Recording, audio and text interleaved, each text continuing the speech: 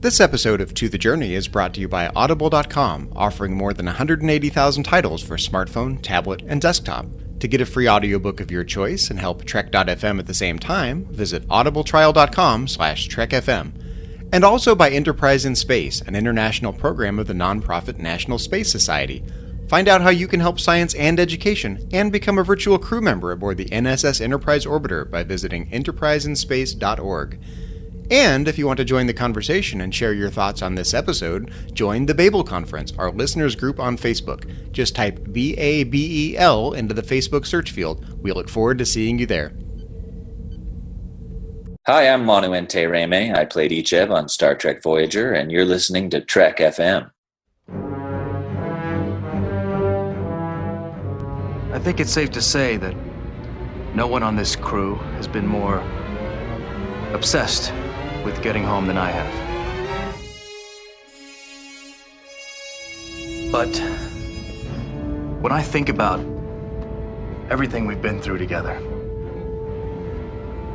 maybe it's not the destination that matters. Maybe it's the journey. And if that journey takes a little longer, so we can do something we all believe in, I can't think of any place I'd rather be, or any people I'd rather be with. To the journey. You're here. To the journey.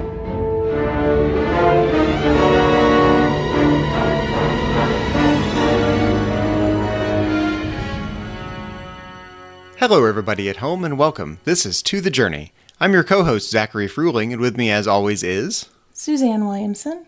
Well, today we are going to conclude our two-part discussion on doomed Voyager relationships. Suzanne, we had quite a long list of doomed Voyager relationships last time. So long, in fact, that we couldn't cover them all in one episode, so we decided to come back and do part 2 today. So I finally get to talk about Chakotay is what you're saying, right? Eventually, towards the end of today's podcast, you can talk about Chakotay. I'm not done making you wait for it. Killing me, dude. I have not been able to talk about Chakotay enough, and I need to. It's a compulsion. Well, we do have a couple of other crew members we didn't get to last time, including B'Elanna to start, and 7 of 9, who we also did not get to last time. That is true. As long as we don't spend as much time with them as we did with Harry. No, absolutely not. Harry is absolutely the gold medal winner in this regard. Wah, wah. So almost immediately after we finished recording our last episode, Suzanne, part 1 of this 2-part discussion, I realized we forgot to talk about B'Elanna. She was not on the list that you put together. Well, that's because I was going through when I was making my list, and I'm like, she really only had the one, that dude from Equinox. I think his name was Burke. Maxwell Burke. Maxwell Burke. He was the only one that I could think of. And I was like, And they didn't really cover a lot, just that one of them didn't give back a sweater. That's all I remember. And committing alien genocide pretty much squashes any long-term relationship prospects. Did you see them getting back together? Even without the genocide thing going on, did you see it happening? No, because I think he's kind of a swarmy character. Now, possibly you might think he's swarmy because you're confusing him with the character he played on Lost, which was the Man in Black. I did not see Lost. Of course you didn't. You haven't seen anything. Let's talk about another movie or another TV show that Zachary hasn't seen. Come on, Lost was awesome. So it's clear that B'Elanna and Maxwell Burke have some history, and that doesn't seem like it's quite enough to rekindle the romance between them.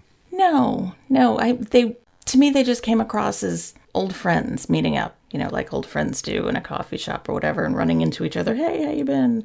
I mean, yeah, there was something between them a while ago back at the academy when they dated, but I didn't see any sparks flying between them.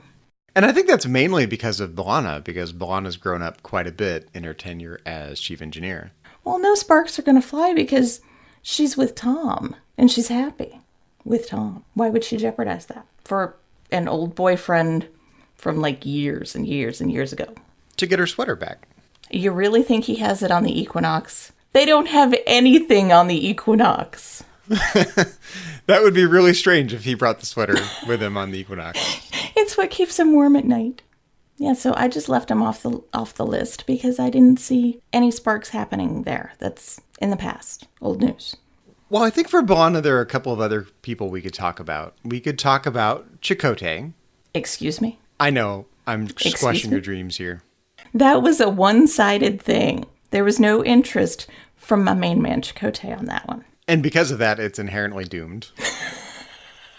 Well, if you look at it that way, isn't every relationship on Voyager doomed? If only one person is involved in it? Darn you and your logic, Suzanne. Oh, now it's me and logic. I don't think so. I hate logic, Suzanne. Okay, so if Chakotay is not a realistic part of this discussion, how about Vorik? Again, one-sided. She had no interest in Vorik. That doesn't stop anyone on Voyager. So why not throw in the dude from Sandrines that hits on everybody because he hit on B'Elanna? The hologram? Yes. See last week's discussion on holograms. But if you're including everybody that just has like a crush on somebody else without that other person being interested, where does it end? So it has to be a bona fide relationship. Yes.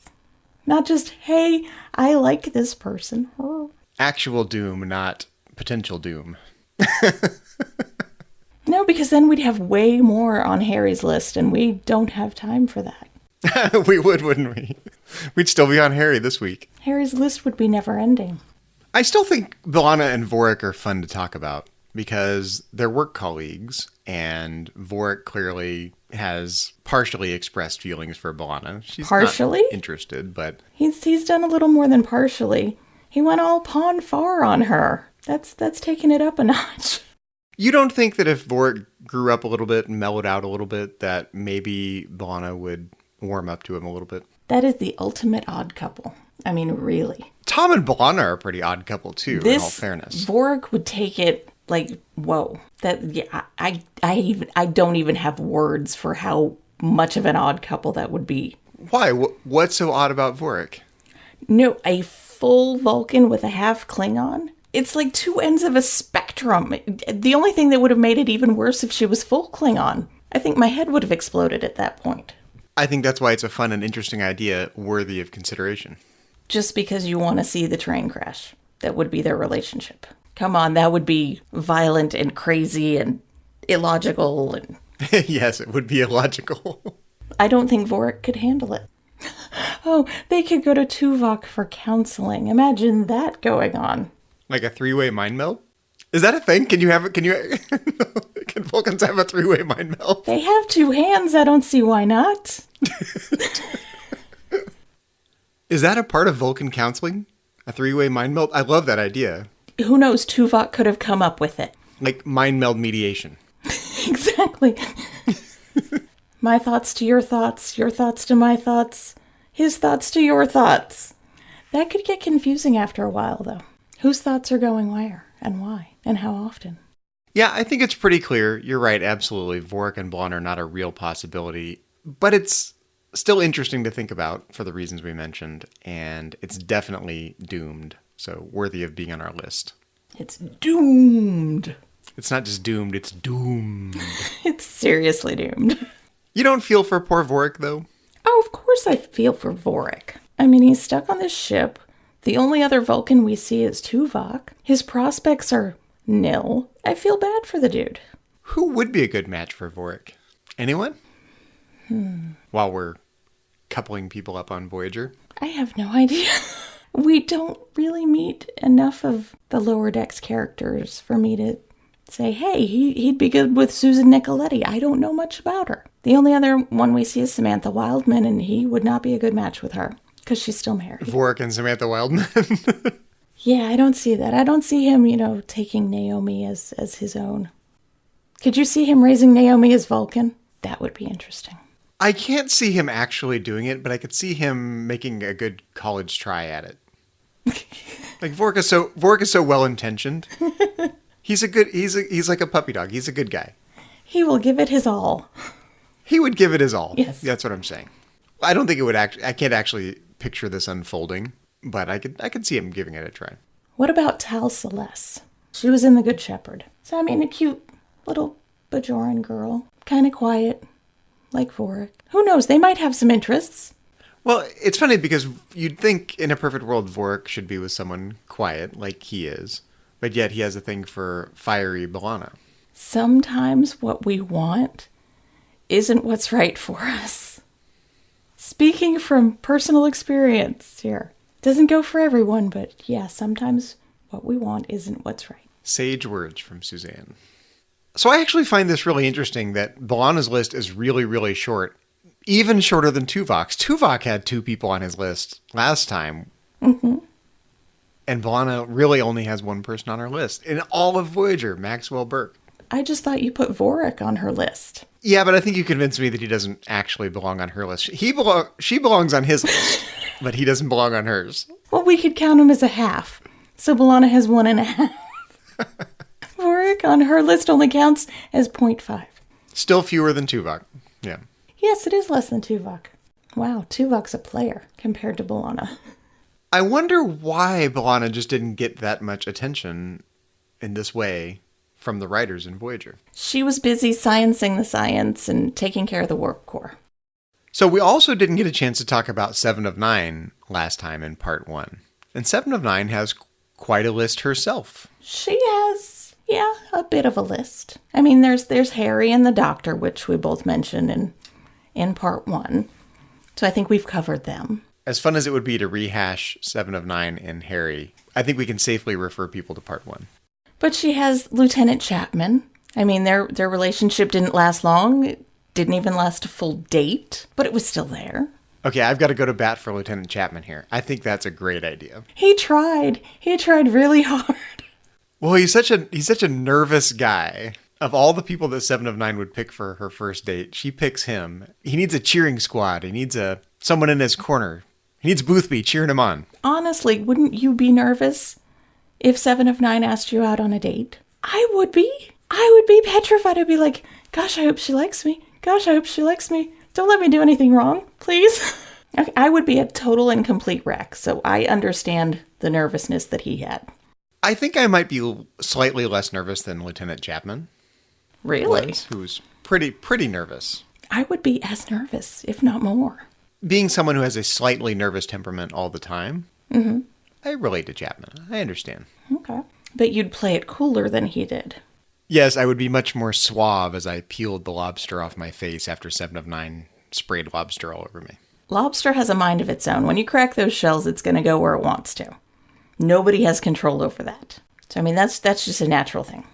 So mistake number 1, don't order the lobster. But you have to order the lobster. First date, hey, lobster. So demanding, Suzanne. You make your first dates buy you lobster? No, I would like to. I think Timothy bought me a donut on our first date. A donut? A donut. Yeah. I like exploring these hypothetical scenarios, like what would have happened if 7 of 9 had just stuck it out with Lieutenant Chapman and he became a recurring character. That would be interesting. Well, wouldn't it have been what if Lieutenant Chapman had stuck it out with 7? Yes, in all fairness, I guess he's the one who didn't want a second date. He's like, we'll do this again sometime, 7. Wasn't he injured in some way? Yeah, dancing, I believe. She pulled a shoulder or a muscle or something. Oh, because of her super Borg strength. I forgot all about that. Yeah, so had he just, stuck it out with her, they could have made it. They would have been cute. But I guess he wasn't up for the injury all the time. I think it's adorable that 7 of 9 thinks she totally failed her first date, too. Yeah, she didn't fail. Everybody needs practice. I did think that 7 of 9 and he actually had a bit of a rapport, though. He was a little nervous, and yes, he went scurrying away, but it's not like they had a bad first date. It was awkward, but... No, there have been worse first dates. I've had them. And how did those turn out? Doomed. Doomed. Yes. Very much so, thankfully. So, yeah, sadly, as much as I want to cheer on Lieutenant Chapman and be in his corner like Boothby, sadly, they were doomed. But that's not the only doomed relationship 7 had. Her other doomed relationship was with Axum, another Borg drone that she had met in Unimatrix Zero. And 7 of 9 and Axum have shared experience and history in their favor. Yes, they do. Unfortunately, they're in different parts of the universe. Well, not when they're in Unimatrix Zero. That is true, but Unimatrix Zero has been destroyed, so they can't meet up anymore. But if you had been reading your Voyager books, you'll know that they have. Ha-ha! Axum is kind of like the Postal Service. Neither rain, nor sleet, nor snow, nor 70,000 light years will keep Axum away. It's like that song, Hey There, Delilah. I love that song. Plain white tees. So instead of Hey There, Delilah, it's Hey There, Seven. 70,000 light years seems pretty far, but they've got shuttlecraft and ships and transwarp conduits, and I'd walk to you if I had no other way. Seeing Seven in Unimatrix Zero with Axum, it's really interesting to see a more human side of her that we don't really get to see outside of that. I mean, seeing her without all of her accoutrement, no little thing above her eye, nothing on her hand, seeing her as a full human and experiencing emotions was something I wanted more of. And it was interesting to me how naturally she did that, too. It took a little kind of remembering of what it was like to be that version of herself. But Yeah. she did kind of let down her guard pretty naturally once she was in Unimatrix Zero. But fundamentally, 7 of 9 and Axum are still doomed. They're doomed because they're in different quadrants. Isn't he in like the beta quadrant or something? Distance is a solvable problem. Not when you have no communication, which they had none. They were that far away. I could see if, they could talk via some sort of relay, but they didn't even have that. They can't use the Midas array to talk back and forth. Maybe she could get Reg Barkley to work on that for her. They can't even agree on where to meet for coffee. Got it. Oh.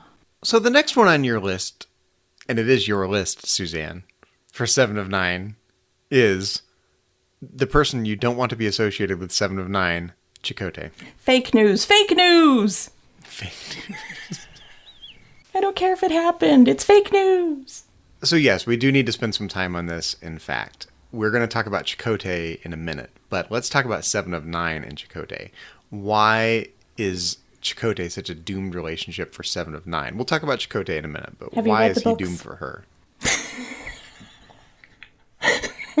Have I read the book? You're going there again, not 30 seconds after we just did that? Did you at least read the first novel after Voyager concluded? Have you read Homecoming? I did, but years ago. Homecoming breaks them up. Yay! It was undone. The evil was undone. But why is it such a bad thing? Yes, I know you don't like it because you're team Janeway Chakotay. Forever, But JC. why is it such a bad thing?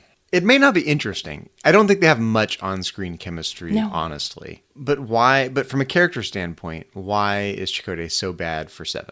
It's not that he's bad for 7 or she's bad for him. It's that it came out of nowhere and blindsided everyone. I mean, there was just such animosity between them that you never saw them coming together. And then, boom, they're there. It's like, what did you... Excuse me? When did this happen? Is this a nightmare? I think it's a nightmare. And that's why I refuse to accept it. It just... There was no build-up. It was just, here, smush it in your face. This is happening. No. It does make me wonder what species 7 of 9's animal guide would be. What species number? Like species blah, blah, blah, blah, blah. That's an interesting question. What would her animal guide be? It would have to have a number. Well, we could figure out the number later, but it has to be an actual animal.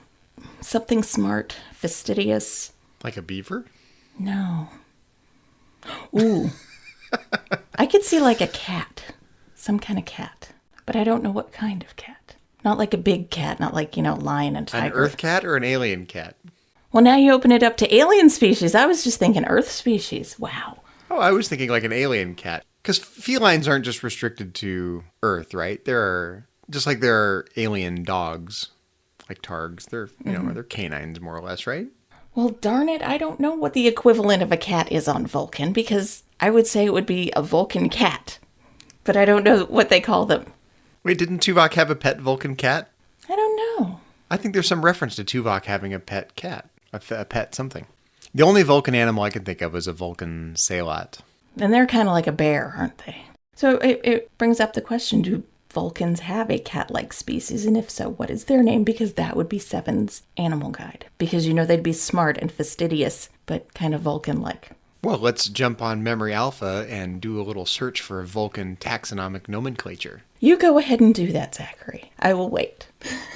So, jokes about animal guides aside, do you think that Chakotay would add anything to 7 of 9? Because Chakotay's pretty grounded, He's grounded in his spirituality, he's grounded in his identity. I think he could help 7 find herself in an interesting way. If I wasn't such a die-hard Janeway Chakotay shipper, I could see liking them together because they could both bring something out of each other that is kind of lacking. What does Seven bring out of Chakotay? I could see Seven bringing a bit of youth to his life. Because at this point, 7 years have gone by, and even though he's dyeing his hair and he's not all salt and pepper anymore, Chakotay's gotten older and a little sedentary. She could help bring... Sedentary? Yes. He has gotten like a little... bedridden? No. Sedentary as in a little paunchy. A little squidgy around the middle? He has put on a couple inches. Still lovable. But yeah, she could probably get him on the court playing a little more velocity than he does. So to recap 7 of 9, we've got Harry, who we talked about in part 1 last time. The Doctor, who we also talked about in part 1 last time. Lieutenant Chapman, whose corner I am always in. Me too. Axum. You're team Chapman? And team Axum. Yeah. I just want 7 to have a stable, loving relationship. I still think it's an interesting idea to have 7 of 9 paired up with some lower decks kind of crewman like Chapman. I think that would be really interesting. That would have been fun. It would have been very fun. Well, they played off each other pretty well. They had their little vaudeville act. So yes, Axum and Unimatrix Zero and Chakotay. Yes. All of which were... Doomed. And that brings us to Chakotay, because we're saving Captain Janeway for last. So finally, Suzanne, we get to talk about Chakotay. You're not going to pull the rug out from under me again and be like, nope. No, Chakotay it's happening. For you. It's really happening, Suzanne. We're talking Chakotay. It's about time. It is about time. It has been too long. So because you've been waiting for so long to talk about Chakotay, you get to have the first pick. Who is your number one doomed relationship for Chakotay? Doomed because you're glad it's doomed, or doomed because you wish it weren't doomed? Oh, well, I think we should save the doomed, but we wish it weren't doomed for the very last. Chakotay and Janeway. I think it's a given that we should steer away from that, because that's well-trodden territory, and we should focus on everyone else. But we're still going to talk about it. Briefly, yes. Dude, briefly. You want to go into depth as to why it's doomed? No, as to why it's not. Hashtag read the books. Ha ha ha ha ha ha. That's like 5 times you said that in one podcast. I know, seriously. Read the books. I'm not joking.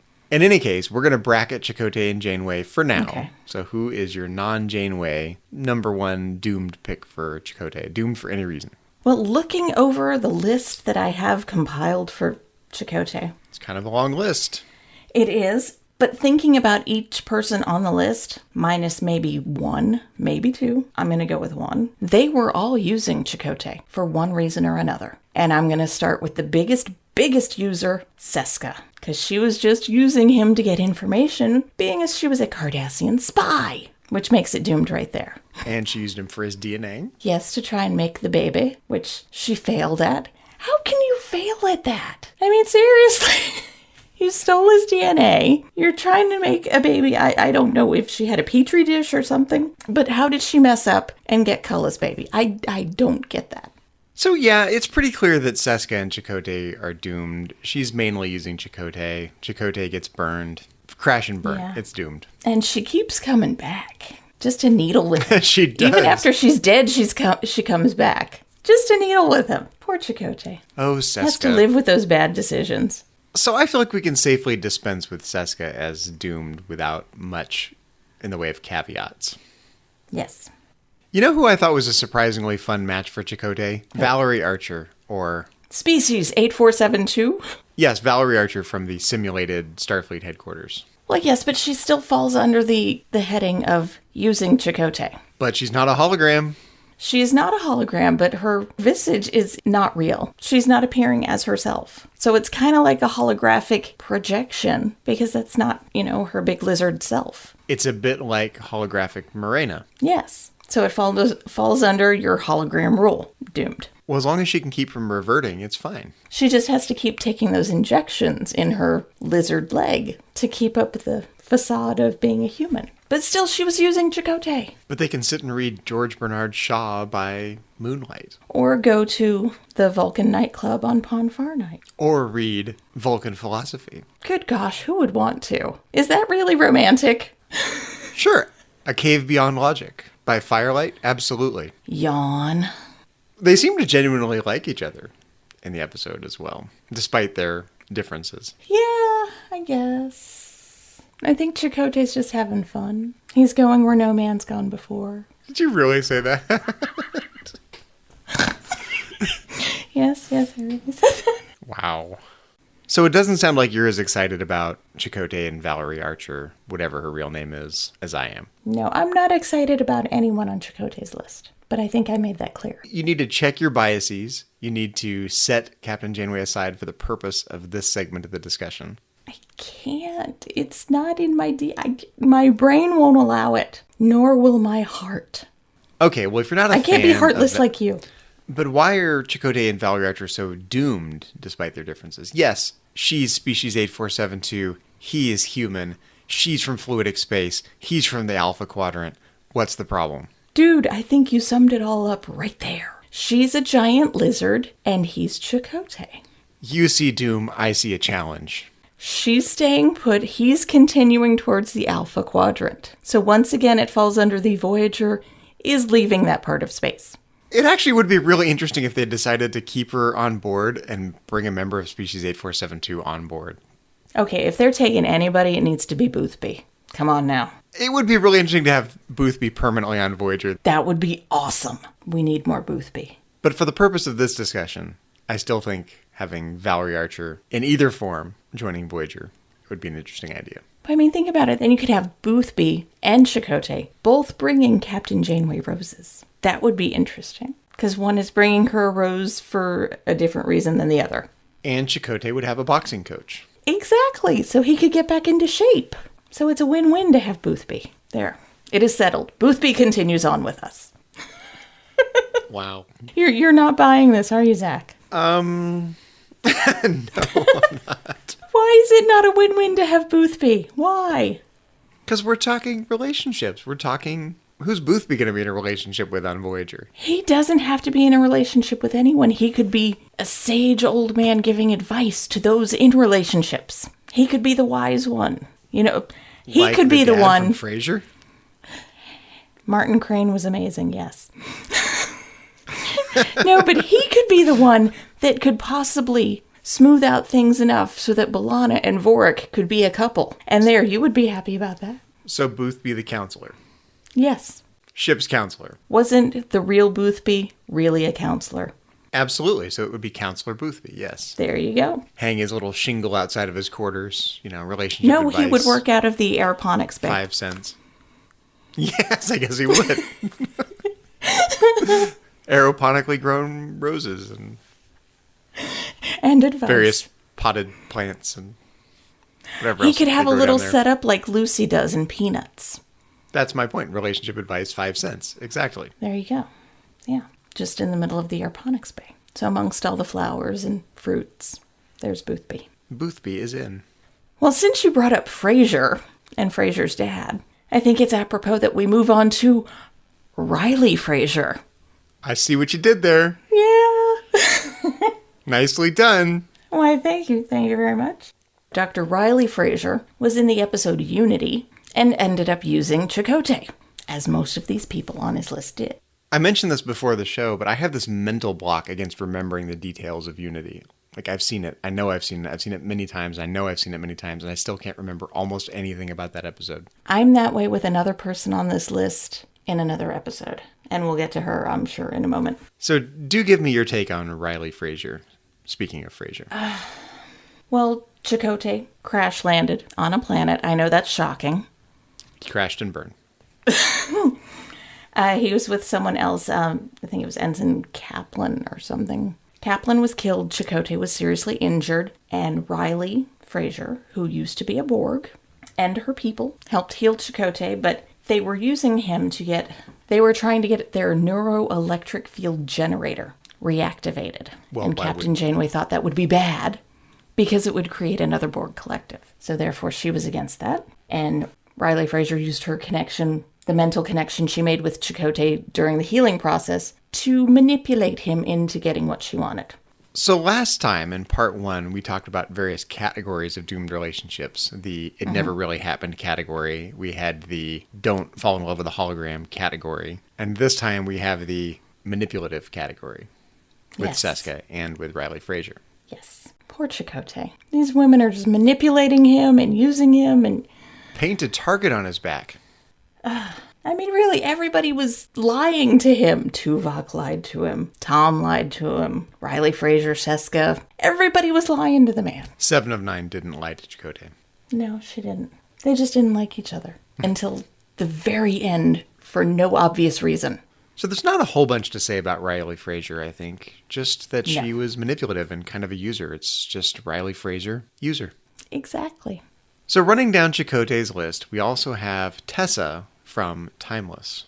Yes. What's your take on Tessa? She was just a filler. So this would be Chakotay using someone else. It's got to be hard for Tessa not to take this a little personally. Like, he's trying to undo her entire Relationship, yeah. But she's willing to do it. Yeah, I mean, did she not think that they were going to be able to do it and they were going to fail and she'd still be there for him? It's not clear exactly what her mental state is in relation to Chakotay. She seems pretty loyal, even enthusiastic for the plan. She clearly cares for him enough to want to help him out with his plan, however Yeah, destructive. because she's going to go to jail for this. Or worse, she's going to have, is like either she's going to jail or she's going to get killed in the process, or the last, 15 years of her life are going to be unwritten. Yeah, what is she thinking? Talk about a glutton for punishment. Wow. Now I feel bad for her. See, you're all Team Chakotay, but Chakotay has nothing to offer Tessa. No. But she knows that going in. Does Tessa have no self-esteem? She doesn't seem like she has no self-esteem. Well, she doesn't think much of herself if she's willing to get involved in this and be involved with this person who's willing to just, give it all up and be like, I've never met you. I need to go back to the past. You don't think it's sort of romantic and noble self-sacrifice? It's more pathetic and lack of self-confidence? It's sad. It's like, girl, get yourself somebody that really wants to be with you, not somebody that's dying to go back to the past. She deserves better. Tessa deserves better. Tessa deserves better, yes. Better than Chakotay. That's coming from Suzanne.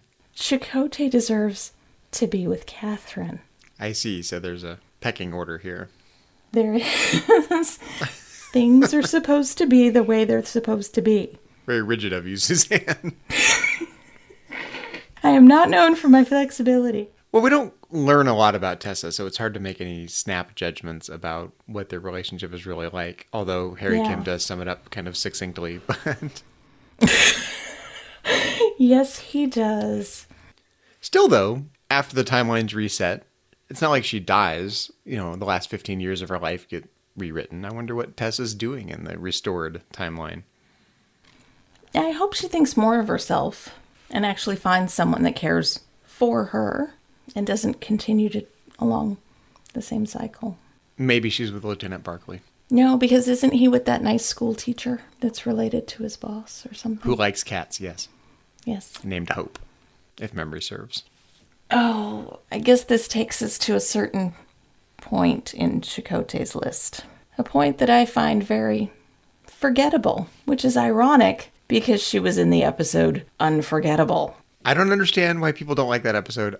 I like that episode. Why? Why do you like that episode? I need to know.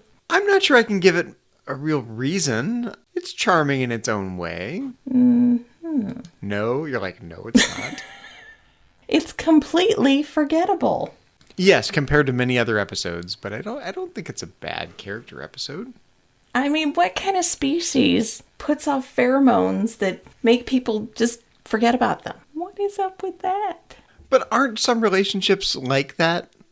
Some of them are just forgettable. It's very metaphoric. Well, some of them I'd like to forget. And I seriously wanted to like this episode because I adore Virginia Madsen, who played Kellen. I mean, she was in Candyman. She was awesome. And she was also in Sideways. Really good movie. If you haven't seen it, watch it. Oh, yeah. I haven't seen that in a while. Oh my God, you've seen it? I have seen Sideways. I am in shock. I am in so much shock. Zachary has seen a movie that I've seen. Now, are you talking Candyman or Sideways? I've seen Sideways. You've not seen Candyman? I have not. Okay. That's okay. It's a horror movie. I don't expect everyone to have seen it. I'm more of a rom-com guy. But seriously, I wanted to like this episode because of the actress, but I really didn't. And honestly, I can't remember much of what happens because it is completely forgettable. No, I think you're right about that. The episode as a whole is forgettable. I thought that Chakotay and this character had pretty decent on-screen chemistry, and it was charming as a result. Parts of it were. Mm-hmm. That's what I liked about it. I just thought it was a charming, one episode sort of love story. And isn't this like one of the 2 or so times we actually see someone writing down their log? Because I believe Chakotay writes it down. And then at some other time we see Janeway writing out a log. I could be wrong, and it could be some fanfic that I've read. But I want to say that I'm remembering it correctly. In Deep Space Nine, we see Jake with his little space pencil on his space iPad. Oh, yeah. But I think this was actually paper and pencil type thing. Something that couldn't be erased. I guess by definition, if there's someone you're never going to remember, then it's inherently doomed. Yes. There's no other way for that to be but doomed. It could be like a 51st date scenario where every day she's got to make Chakotay fall in love with her all over again. That's a lot of effort. Chakotay's a busy man. He's second in command. He doesn't have time for that. And Chakotay's spirit animal might actually be a walrus. Yeah, I can kind of picture how this 51st dates analogy would unfold. Every day, Kellen meets Chakotay at the Akoochimoya Cafe. They have waffles. Seriously, the Akoochimoya Cafe? And she makes him fall in love with her all over again, every day. So with Kellen, is that the whole list for Chakotay? Yes, because we already covered 7. That is Chakotay's list, except for Catherine, which I think we should save for the end of Captain Janeway's list. That way non-shippers can be like, I'm going to tune out here. So without further ado, let's move on to Captain Janeway, who has a fairly impressive list herself of doomed Voyager relationships. Yes, she does. Do you have any favorites? Favorite about being doomed? Either way, favorite because it's doomed or favorite because it was a good match but happened to have been doomed. Okay, my favorite for being doomed would definitely have to be Mark Johnson, also known as the Vulcan Hobbs Johnson if you've read Mosaic. She grew up with him. That's how she always referred to him growing up, was Vulcan Hobbs Johnson. And then all of a sudden they're engaged just because he helped her get over the death of her first fiancé, Justin? I don't think so. You're not buying it, in other words. I'm not. I just, in the books, and I just don't see them meshing ever. And even the Mark that we saw on screen, he's just too straight-laced and kind of vanilla. That doesn't work for Catherine, I'm sorry. She needs someone a little more spiritual in her life. Mark did send her a Dear Janeway letter, and that, if anything dooms a relationship with Janeway, that would do it. She doesn't take kindly to a Dear Janeway letter. Well, who does take kindly to a Dear Janeway letter? But I think you're right. Ultimately, Janeway would have been bored with Mark, the little we know of Mark. Yeah. I mean, he was just taking care of her dog, and the dog had puppies, and the puppies got along with his kitten, which makes me wonder, he's a cat person, she's a dog person. Is this really going to work? He's not just a puppy dog himself, he takes care of puppies, is what you're saying. She gave him her pregnant dog to take care of while she went on her 3-hour tour and then got lost in the Delta Quadrant. What happens to Molly, by the way? Well, according to Homecoming, Molly is still alive when Janeway gets back from the Delta Quadrant. It hasn't been that long. That makes total sense. Well, it's been 7 years. I mean, we don't really know how old Molly was when Janeway left. Which is 49 in dog years. And she had puppies, but, I mean, she's been living with Mark this whole time. So Molly's middle-aged. Yes. And his family. So Janeway let her stay with the family she's known. Which is kind of sad. But I guess she can always get another dog. You know what Janeway should have said to Mark? What?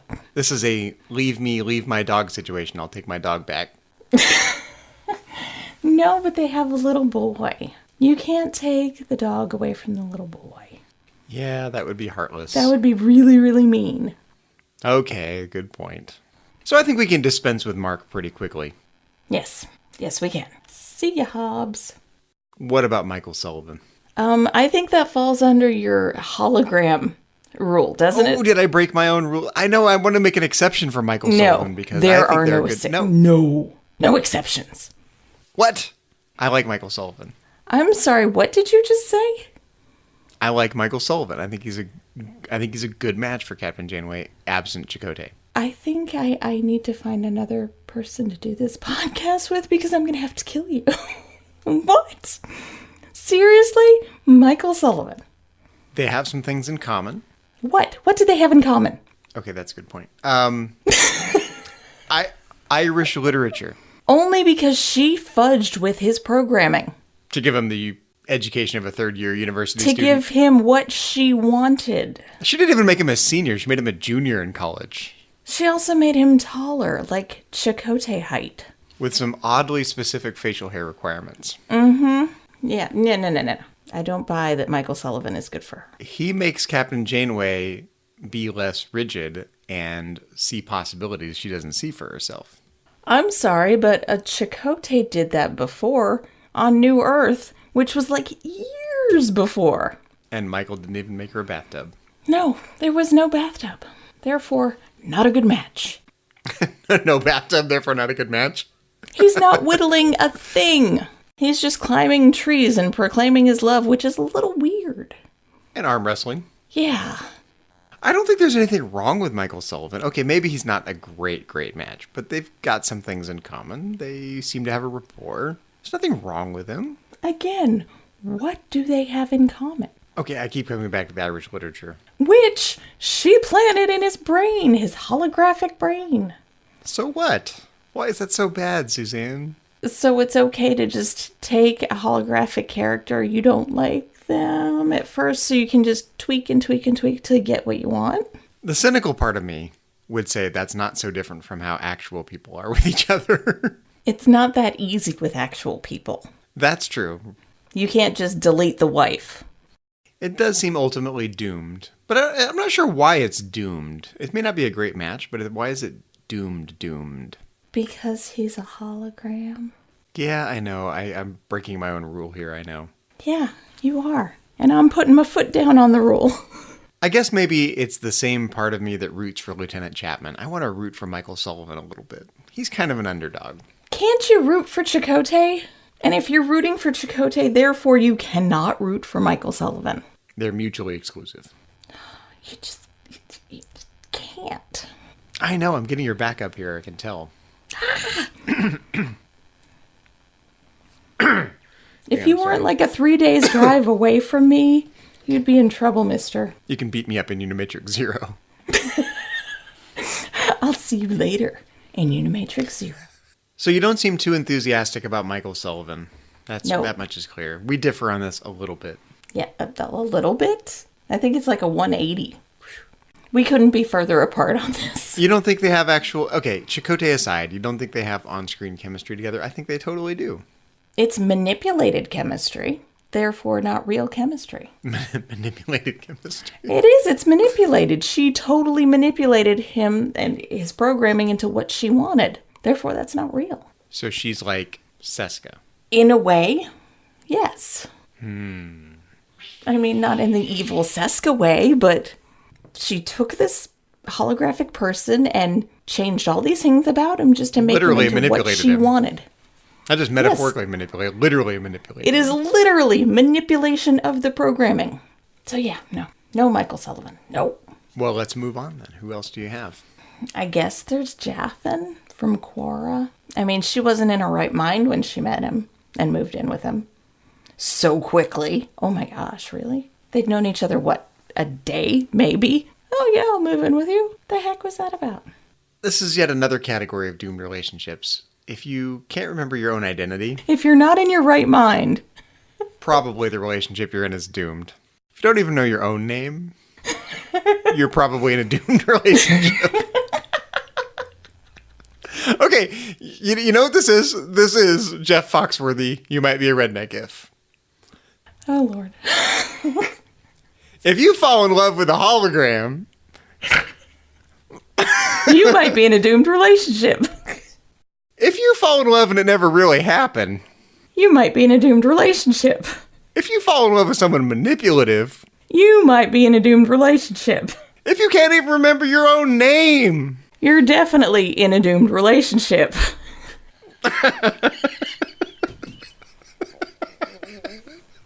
You know, Jaffen always strikes me as boring as Mark, honestly. And he looks a lot like Mark. Which is probably intentional. But what was also intentional in that episode when she strokes his forehead? That's exactly where Chakotay's tattoo is. Oh, I never noticed that. That's a good point. Seriously, you never noticed that? That's right. I didn't notice right that. Where Chakotay's tattoo is. Oh my gosh. I obsess over that moment each time. I'm like, Chakotay. Yeah, no, I'm sorry. I never noticed that one. I'm glad you pointed it out. Now I have to go rewatch it. Yes. So it's like they took her affections for Chakotay and just transferred them kind of onto this vanilla plane. Really boring, dude. I don't find him very interesting. No, nothing about him stands out. He's just like, eh. Yeah, I've got nothing for Jaffen. Jaffen is boring. Jaffen does nothing for me, so let's move on. Let's dispense with Jaffen. How about Kashuk? Kashuk was interesting. Of all of Janeway's potential love interests, her doomed relationships, I think Kashuk is the one who could give her a run for her money. He has the best chance of being an equal. But he's so manipulative and to use your word from earlier, smarmy. Yes, but he's better at pretending not to be. Not really, because you just don't believe it. It's like, no, dude, there's still some of them. But you see the little twinkle in his eye and you know he's got something up his sleeve. He does always have a twinkle in his eye. Yes. That's part of his charm. I wanted to like him. I really did. But he was just too... I think it was the way he kept yelling, Prax! So yes, he was swarmy. Yes, he had a twinkle in his eye. Yes, he was manipulative. But of everyone on the list, more than Michael Sullivan, more than Jaffen, more than Mark, he can relate to Janeway at Janeway's intellectual level. Oh.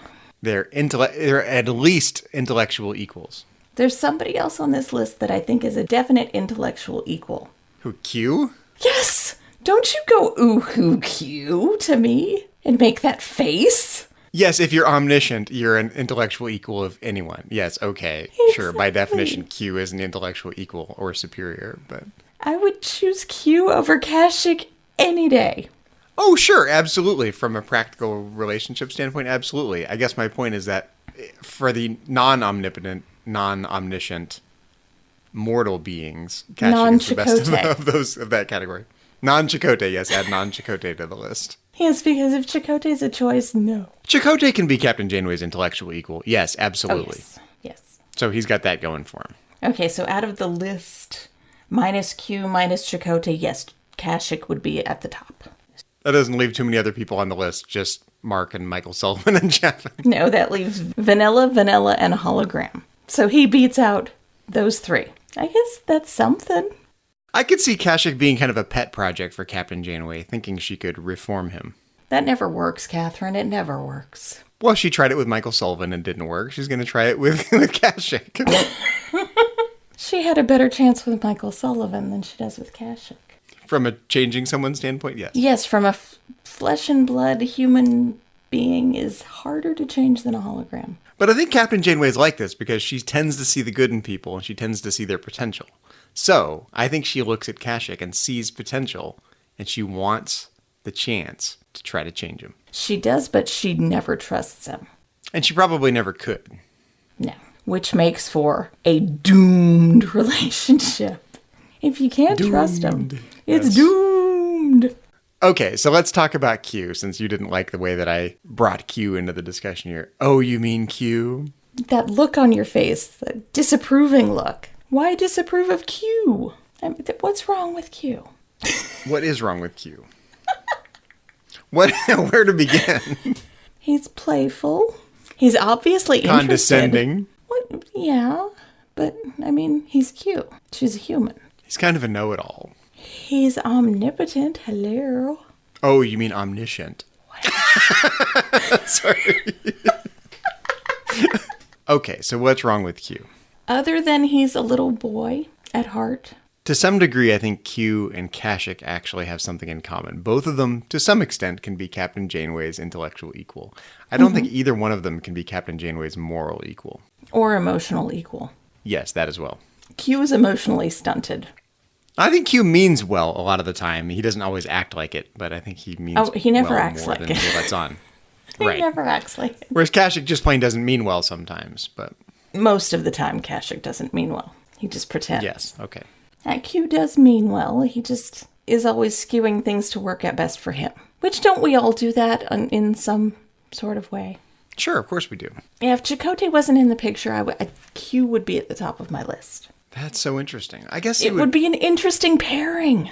I honestly would have to choose between Michael Sullivan and Q if I had to pick if Chakotay was not. I am going to beat you with the Michael Sullivan. I'm just going to beat you repeatedly. Stop with the hologram. You're breaking your own rule. Well, while Michael Sullivan does have Irish poetry in his bag of tricks, Q has poetry from thousands of civilizations across millennia, billions of years of history. And Q can take you anywhere you want to go. I don't want to say Q's not a good choice because I think he is in a lot of ways. They definitely have their own chemistry and banter and vaudeville act. Q tries really hard. Captain Janeway is not interested, but he tries hard. He does. And it makes me wonder if she wasn't stranded in the Delta Quadrant, would she be interested? In Q? Yes, if she didn't have this looming drive to get everyone home. You're saying if Captain Janeway were in the Alpha Quadrant? Just running a regular mission, and Q shows up, would she be interested? I think the answer would still probably have to be no, but... Why? Come on, it's Q. You really don't have all these people counting on you to get them home. They're already home. What do you got to lose? Mark? Whoop-de-doo. Take a chance. You only live once. Go for it. Grab the brass ring. Grab the brass ring? You know what Q reminds me of when he's trying to woo Captain Janeway? Do you remember the TNG episode, The Royale? There's this casino scene that's this sort of stereotypical depiction of the material from this bad pulp novel that this 21st century astronaut had with him in the episode. It's all very stereotypical and very corny. If that astronaut had brought a romance novel and Q had recreated an entire environment to woo Captain Janeway in, that is what is happening when Q tries to woo Captain Janeway.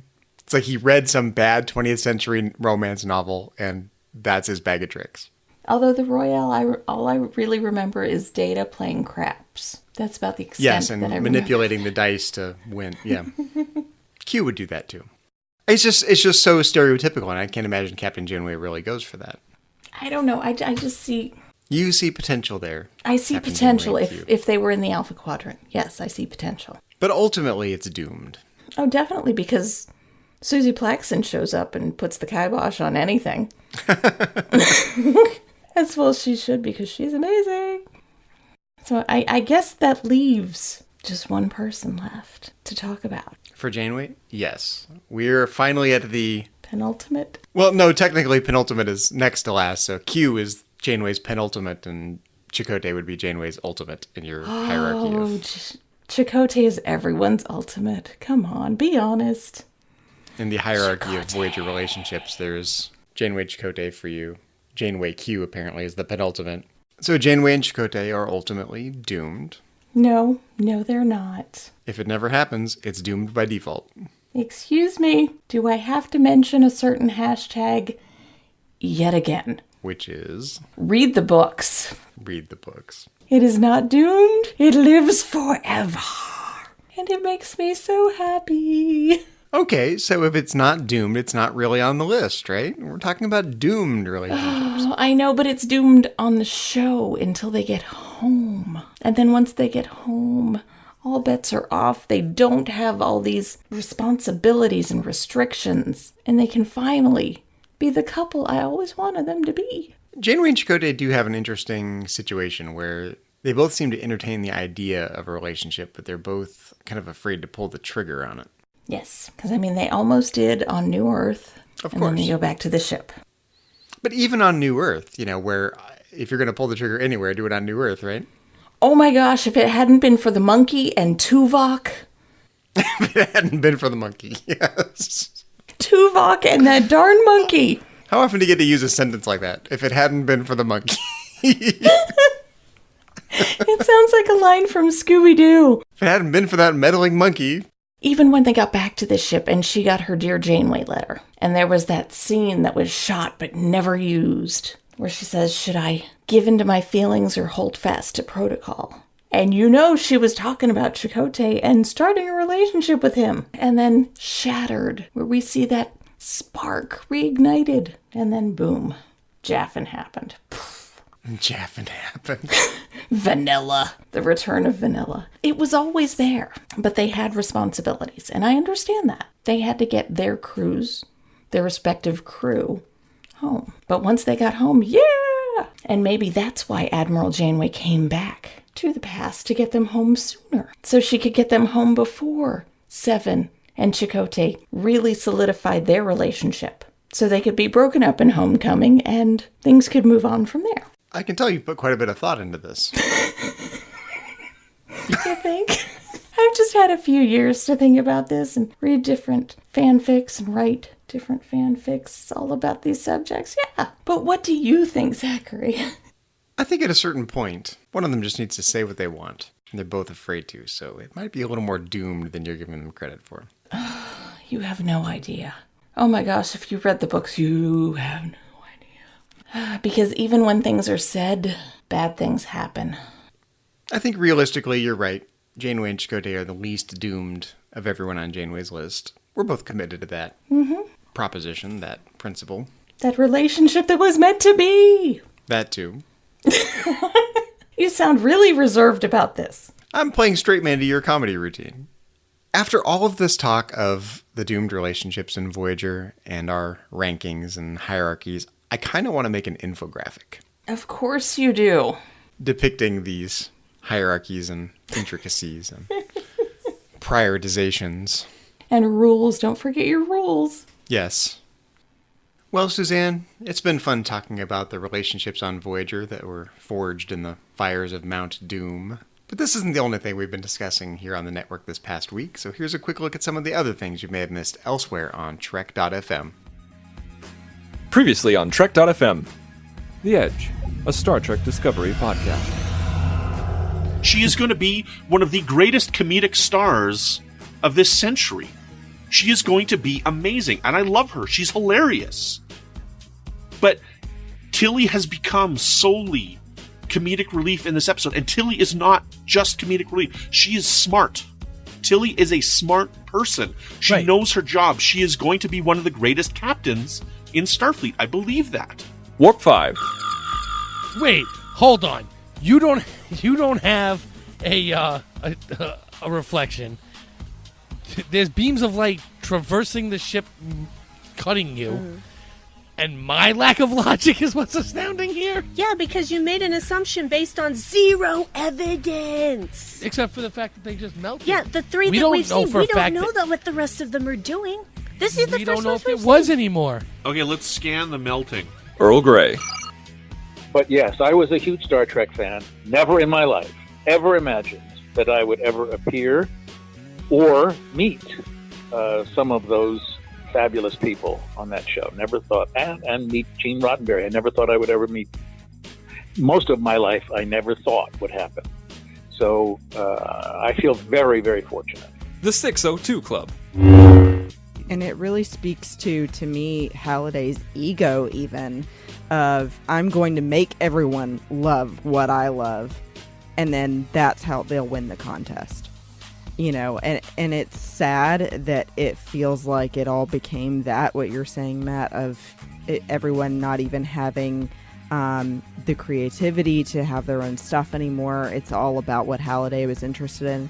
And then I think, too, it really also could be even a commentary about greed in society now, that everything really revolved around wanting to get his fortune.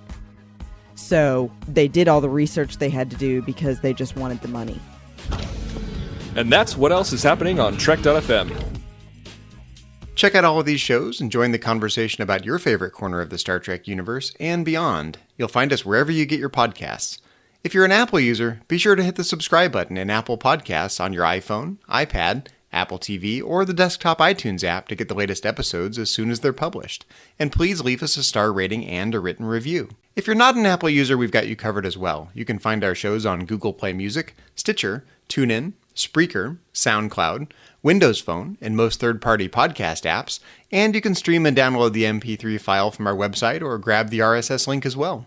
We'd love to hear your thoughts on today's show, and there are many ways for you to do that. The best place to join in the larger conversation is the Babel Conference, our listeners-only group on Facebook. Just type Babel, that's B-A-B-E-L, into the search field on Facebook, and it should come right up. If you'd like to send us an email, you can use the form on our website at trek.fm/contact. Choose Message to a Trek.fm show and select To the Journey. That will come right to us. You can also find the network on Twitter at TrekFM and on Facebook at facebook.com/TrekFM.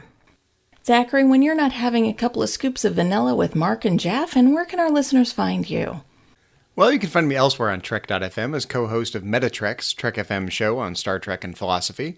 You can always find me in the Babel Conference if you'd like to talk about Voyager with me in there, and you're welcome to follow me on Twitter. My handle is just my name, at Zachary Fruhling. That's Zachary, Z-A-C-H-A-R-Y, Fruhling, F-R-U-H-L-I-N-G.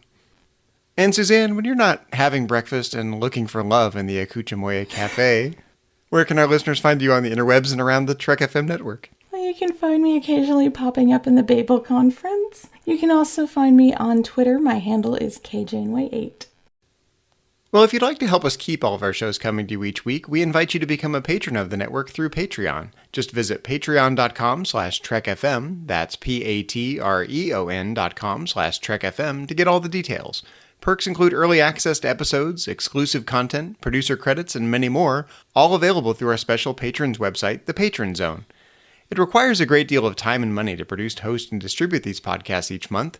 We really appreciate any support you can give us, and we hope you'll join the team. Again, you'll find all the details at patreon.com/trekfm. Well, there are a few people we would like to thank. First off being C. Brian Jones, the founder and publisher of Trek.fm, who you can always find hanging out in Unimatrix Zero.